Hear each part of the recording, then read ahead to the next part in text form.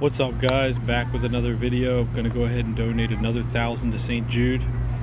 Shout out to everybody who subscribed. I am so thankful. Alright guys, I'm done working. Walking back out to the Porsche. That could be a thumbnail right there. That could be a thumbnail. Back on the street. He's like does car reviews. He had one of those Mercedes wagons. Depending on which one it is, some of them are really quick, like little sleepers. Yeah, so Quantum's popping off. I'll give you my Quantum names that I buy. I buy Rigetti Computing. I've been buying that since, I was buying it at 76 cents a share, but my average cost is $1.12 on Rigetti. I've been buying, IonQ, D-Wave, and Qubit, which is Quantum Computing Incorporated. This is not financial advice. If you lose all your money, don't come crying to me. I'm gambling just like you are. I'm also gambling on Bitcoin. At the Infinity, the Exhaust. I'm gambling on Solana, Ethereum, Avalanche, Ondo Finance, SUI, Chainlink, XRP, XLM. What else?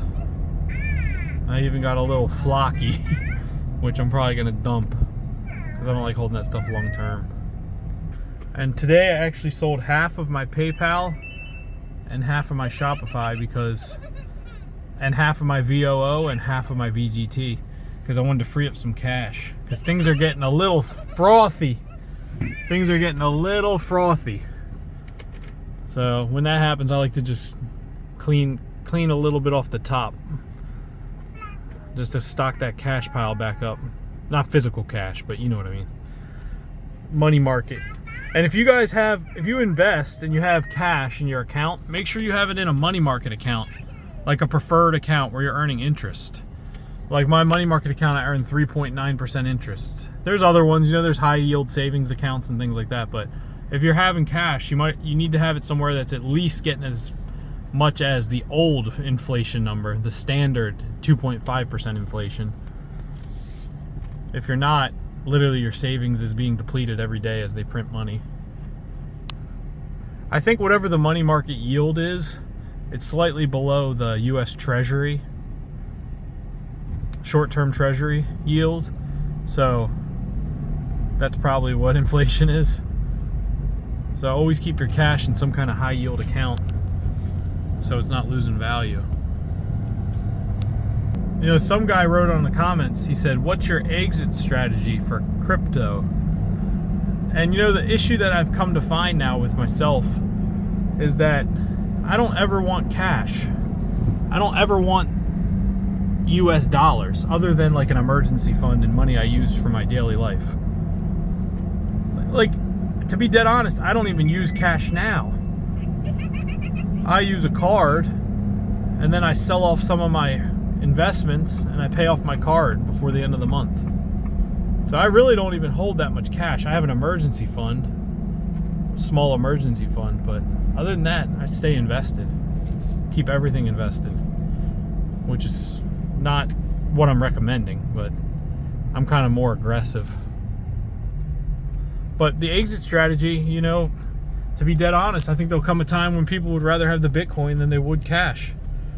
So I don't know what the strategy is. It used to be for me, pull everything out and put it into a cash flowing asset. Like, The light just turned on. It did? The light turned on? Yeah. They're on a timer. It just turned on. Yeah, they're on a timer. When it starts to get, look at that Hummer, electric Hummer. When it gets to a certain time at night, the lights come on. But like, my original plan was this. This is my original plan. Go into the super high risk, high reward stuff. As those things pop off, if they do, and you don't lose all your money, sell those off and put the money into a safe cash flowing asset like either rental properties or dividend stocks or dividend ETF like SCHD.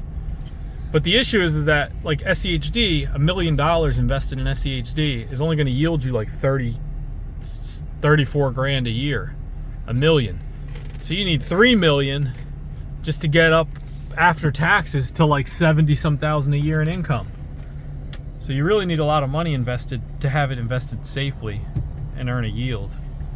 It can go a lot further with real cash flowing real estate, like single family or even multifamily, if you have the money.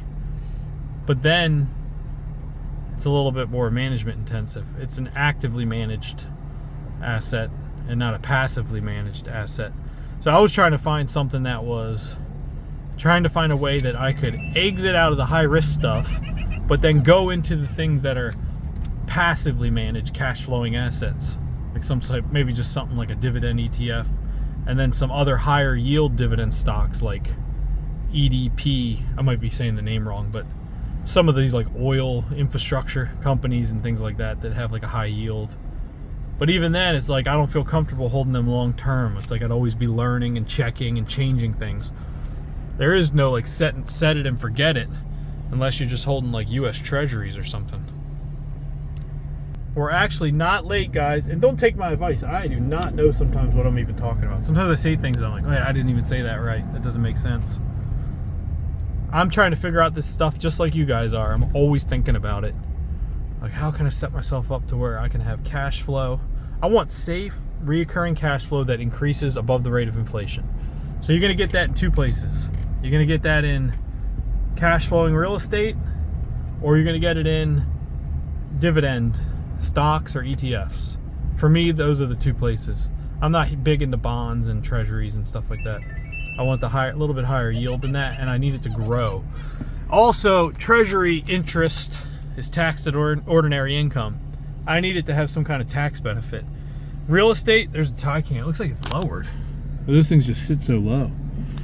The real estate is taxed after expenses. What so that so low? Taycan. It was a Porsche Taycan. Electric car just went past.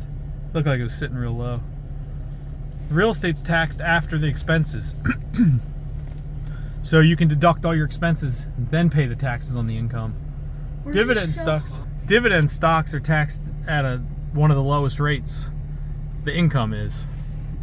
So dividend stocks are taxed at 10% up to 15%, I think, depending on your tax bracket. So you want to have all your money in cash flowing assets.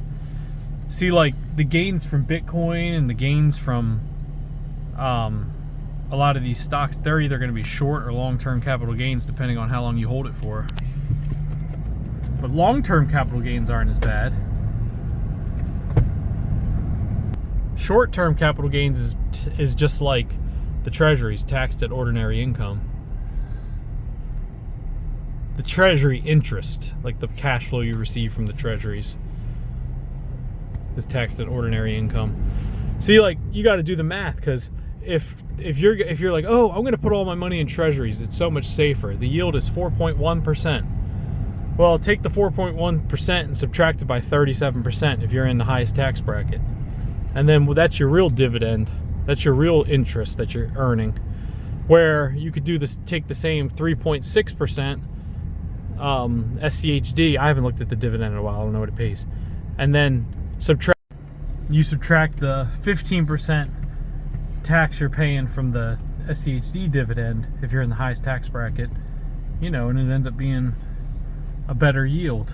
And the SCHD dividend grows every year, where the treasury doesn't. It probably declines depending on what environment. If you're in an environment like we're in now where rates are declining, your yield with the treasuries are declining. So eventually there's going to be a break even where the yields, that's what's happening right now, guys.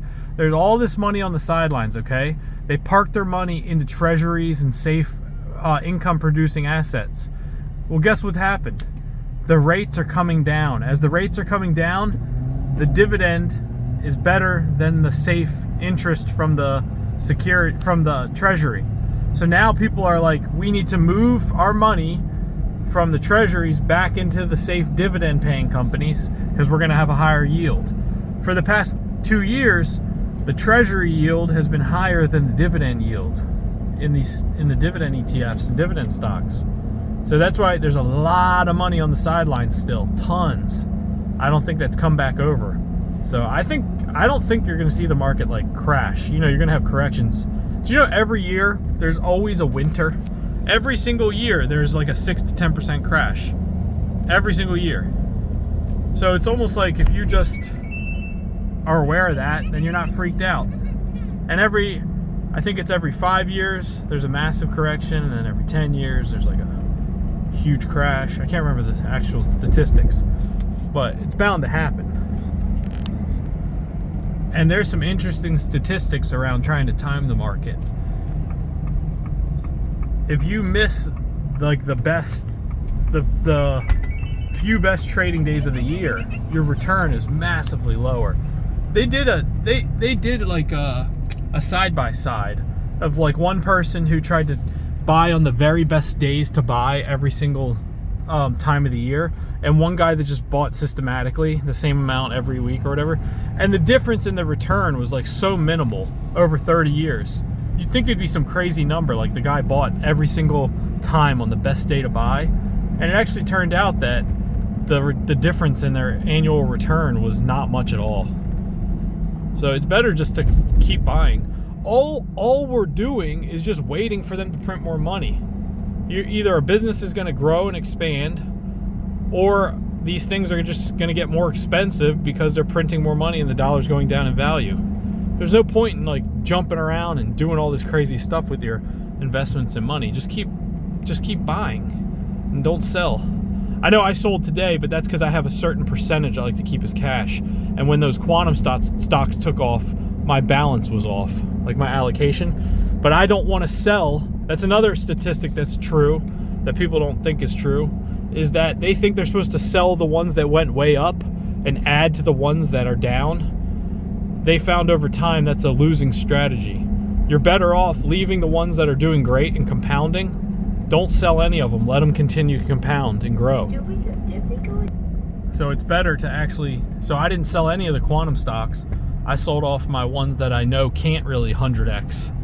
Or even 10x probably, like my Shopify and PayPal. Maybe Shopify one day, but you know what I mean, not in the short term. Their market cap's are already huge.